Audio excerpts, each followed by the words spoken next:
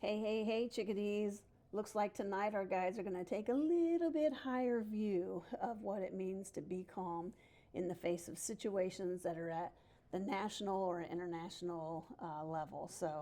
And also like in your community, like what you're advocating for. So it's going to be an interesting time. Come on in and join us.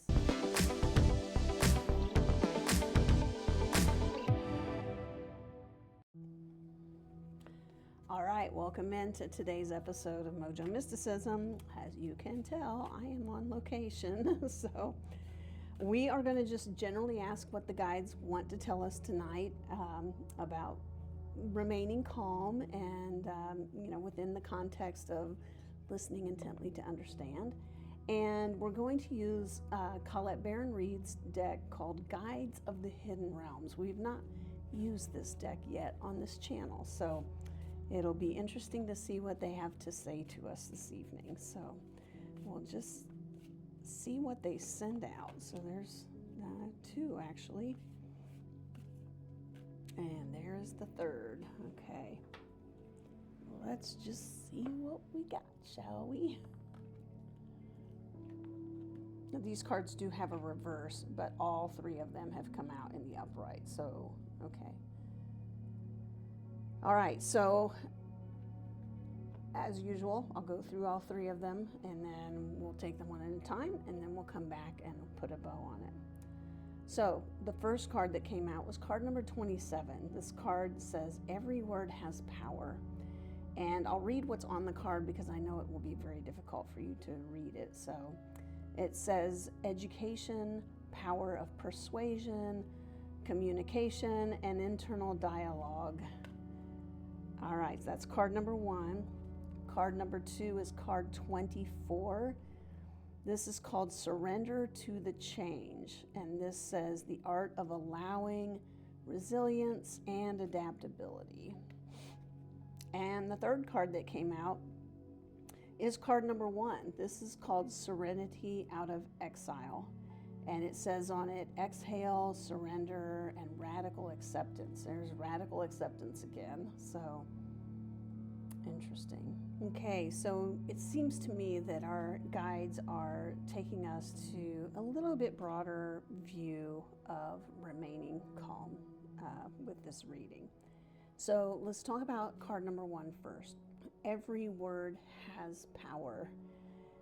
This card is really reminding us that we have the ability to either help support people or to hurt people. Now, of course, we're not in charge of their emotional and their emotion regulation and their emotional state, but we have an impact on people, and our words matter. And so that power of persuasion and the words that we choose, and this is why it is so important that we get to a place where we are calm and that we are listening to understand, because if we're listening to understand, we're probably kind of letting our nervous system chill just a bit while we are listening, and it helps us get back to a state of calm. So knowing that every word has power, we're being reminded that when we speak from a place that is calm, we are at least neutral. So we may move to the warm side a little bit, depending on what the situation is, but we're at least neutral. So even when we're setting boundaries, we're doing it in a way that's kind and that respects the other person as the divine being that they are, and we stay calm. So that is the first card, which is card number 27. The second card is Surrender to the Change. So this is about adaptability and resiliency, and understanding that we have change. Like, change is like one of the only things that's certain in our world, is that things will change. So even when you feel that situations that are happening out there in the world seem like impossible to change, like they will always be where they're at or worse, however you define worse, that's not the case. Things will change. things will change for you. You will change as a spiritual being. You'll continue to go through your own evolution and development. And so I think this is really, and what it says on this card is the art of allowing, just allowing and embracing change, knowing that change is not bad. Change is good for us. So, and really leaning into that and becoming adaptable with it. So there are three kinds of change that happen in the world. Three kinds of suffering, three kinds of suffering. There is the suffering of suffering, and then there is the suffering of the all-pervasive suffering, and then there is the suffering of change. And so what we want to do is not suffer under change, is to just understand that change is what happens, and we get to embrace it and adapt to it and remain calm while we're in the middle of it. So I definitely have some big change coming up this year. I had quite a bit last year. I've got a lot more this year. And some days it just feels like, okay, brace yourself. So don't know what's coming, but it feels significant. So, but that's that surrender to the change. Surrender is does not mean I'm just going to let change just, wash all over me. I mean, it's going to do that if you resist it. What surrender to the change means is that you acknowledge that change is inevitable, it is part of life, and you allow it to happen. It's not surrendering like in a negative sense. It is allowing, which is a positive sense. So, all right, and then the third card, Serenity out of Exile. This is talking to us about what happens in our nervous systems when we have sustained uncertainty, and we get the invitation to reconnect with ourselves and do it in a very calm and nurturing way. That is what this card is urging us to do. Reconnect with ourselves again. We're seeing this theme. We've seen it before this week or recently. The reconnection urge that our guides are giving us to really just relax, calm down, stay calm, stay peaceful, stay in a place of joy and serenity. And in the face of some of the things going on in the world, I don't watch the news, so I've mentioned that before on this channel.